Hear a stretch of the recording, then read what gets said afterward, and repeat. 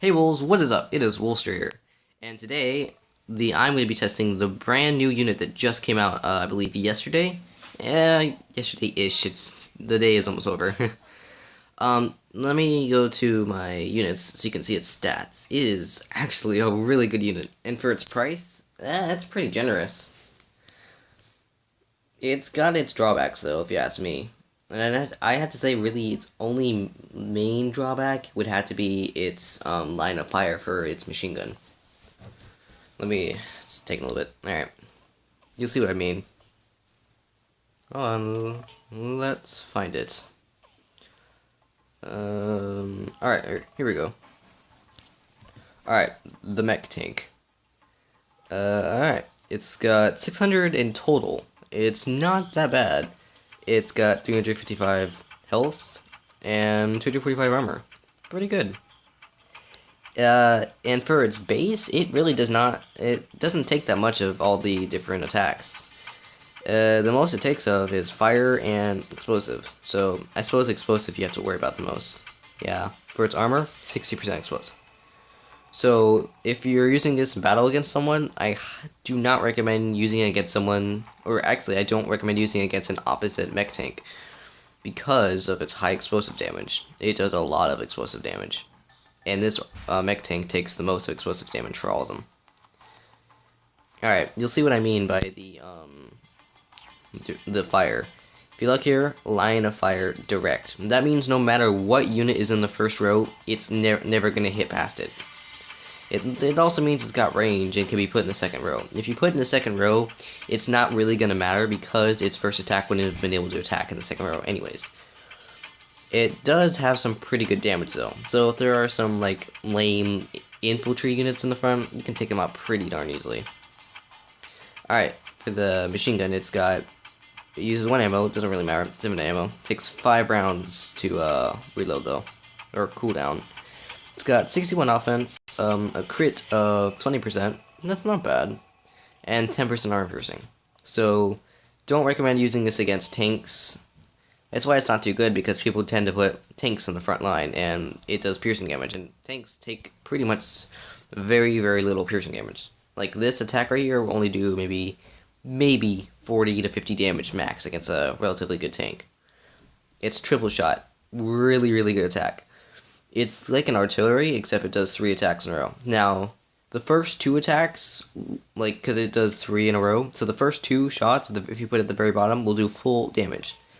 But the last shot does a little bit less damage, so you gotta be wary of that. It's okay, though. There's usually artillery units back there, and they're not too strong, so that should be relatively fine. Alright, now it's got a base crit of 30%. It's indirect fire, which is really, really useful. It's got an armor piercing of 15%. So make sure whatever you're attacking is relatively weak against explosive. And I believe that's all the stats for it. Oh, it's also got a range of 1 to 4, so you can place it in the front to second row, and it should be able to attack everything. The high explosive shell, 176 to 214 damage. Explosive, really useful once again. Uses 1 ammo, it has 2 ammo, and a reload of 6, so be careful about that. It has range, same range, the only difference is it's got direct fire, so you won't be able to fire past tanks or anything like that. Alright, it has an offense of 66, a base crit of 15%, it's got armor piercing, and, this is what I love about it, it's got a 50-50 chance to do about 1,000 damage at rank 5. That is what makes it super useful.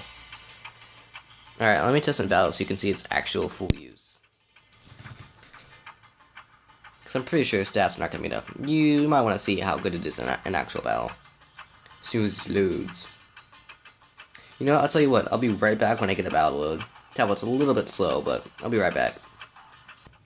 Okay, hey guys, I'm back, and I found some mammoths to attack.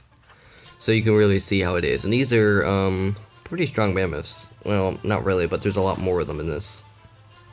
Alright, so first I'm going to do the artillery attack.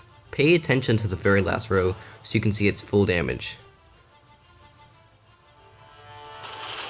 Alright, see, well, that doesn't help, does it? Alright, Now, I'm going to do this attack right here in the middle so you can see how much damage it would do to a rock, how much damage it would do right in the middle, and how much damage it would do to the side over here. Yeah, so it does about 30 damage to the side. Not that great. Now it's machine gun attack. One of its main letdowns, but it can be really good against weak infantry, and things that take a lot of piercing damage. For instance, these mammoths. Yeah, look at that. Did quite a bit of damage there. Also, if you do use these two attacks right in a row... Oh, by the way, look at this. Since it's indirect, you can fire it pretty much everywhere. And since this attack has 2 cooldowns and there's another attack, you can pretty much use 5 attacks in a row before you gotta do a mass reload. And like I said before, it has a 50-50 chance, so don't be surprised if you miss it and it's kind of random, because it actually is completely random. It's 50-50. You might get it, you might not. Now see, this is the problem here, the cooldowns. I mean, I suppose it isn't so bad because it's a tank. I mean, if it's a tank, it's not like you have to worry about it dying that easy. It's a tank. You're not gonna get like shot down in one turn. No. I would recommend this against, pretty sure legendary sandworm, because legendary sandworms, they take high explosive damage, the most of it anyways, and they can take experimental shells. So, and this guy doesn't take that much fire damage or any of its attacks, so he would be really good against the legendary sandworm. The only thing is, you might want to get a few of them because his attacks do have a bit of a cooldown. Is right there. Almost 400 damage. If you ask me, this unit is quite a bit better than the last tank I got. It was the, what was it? It was the anti-gravity tank. Yeah, was not that good.